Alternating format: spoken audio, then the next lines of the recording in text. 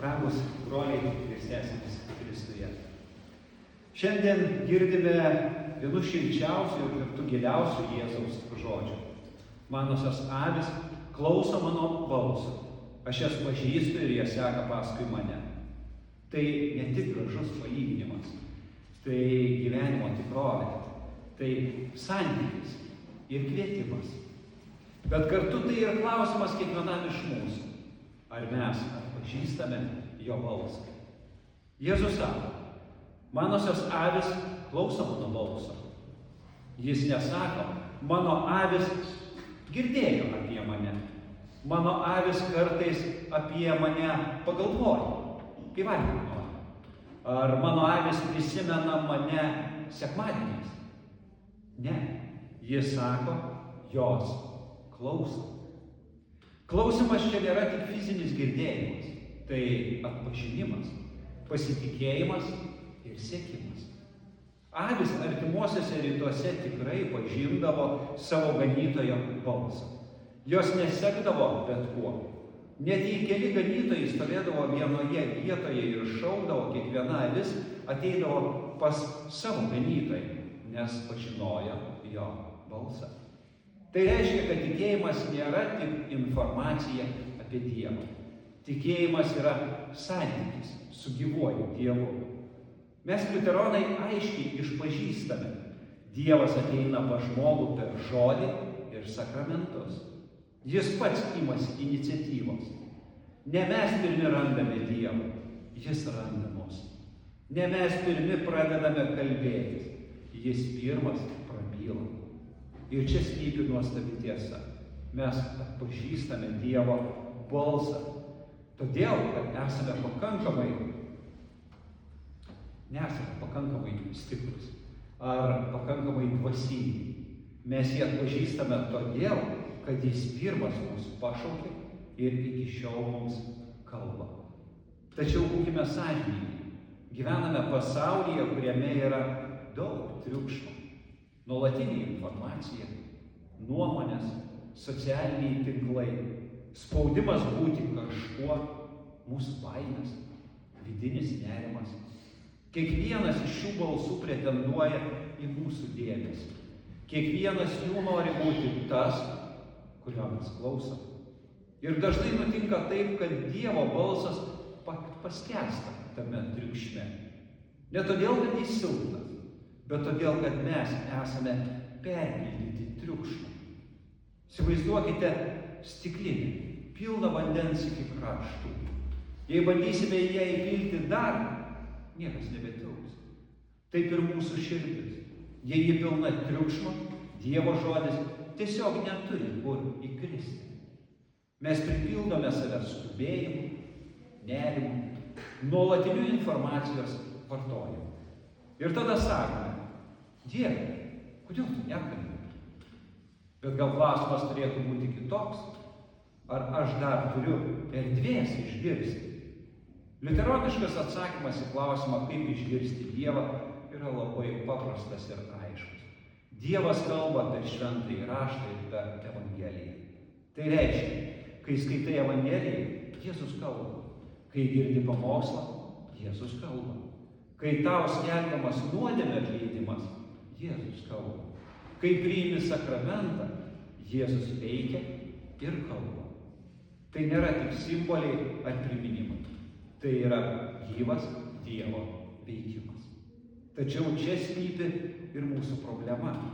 Mes dažnai ieškome ypatingų, neįprastų patirčių, bet praleidžiame paprastą, kasdienį Dievo kalbėjimą. Mes norime ženklų, stiprių jausmų, ypatingų patirčių. O Dievas ateina per paprastus žodžius. Tavo nuodėmės atleistos. Nebijok, aš esu su tavimi. Ir mes kartais tai praleidžiame, nes tai atrodo per paprasta. Šiandien dažnai sakome, klausyk savo širdies. Tačiau Biblija moko būti atsargiems. Žmogaus širdis gali klysti. Todėl krikščioniškas vidinis jautrumas nėra aklas savęs klausimas. Tai yra gebėjimas atpažinti Dievo balsą per jo žodį. Tai panašu į muziką. Iš pradžių viskas skamba chaotiškai, bet kuo daugiau klausai, tuo labiau pradedi atskirti tonus, harmoniją, net menkiausius skirtumus. Taip ir su tikėjimu. Kuo daugiau skaitai Bibliją, kuo dažniau girdi Evangeliją, kuo labiau giliniesi, tuo labiau tavo širdis tampa jautri. Ne bet kokiam balsui, bet ganytojo balsui. Jūs manęs paklausite, ką daryti, kad iš tikrųjų pradėtume girdėti? Pirmiausia, sustokime. Bent kelioms minutėms per dieną. Be telefono, be triukšmo, be televizoriaus. Dievo balsas dažnai ateina ne triukšme, o tyloje. Nuolatinis buvimas su Dievo žodžiu. Tai nereiškia, kad dabar turėtume visą dieną skaityti Bibliją. Ne, tik kai turime laiko, kai galime atsiskirti nuo visko ir skirti bent keletą minučių ir tai padaryti įpročiu, kaip vandens stiklinė ryte. Net keli sakiniai per dieną gali keisti širdį. Sekmadienis bažnyčioje geras įprotis. Dievas kalba ne tik individualiai, bet ir bendruomenėje, parapijoje. Ten, kur skelbiama Evangelija, ten yra ganytojo balsas. Ir nuolankumas. Pripažinti Viešpatie, aš ne visada atpažįstu tavo balsą. Mokyk mane. Tai atveria mūsų širdis.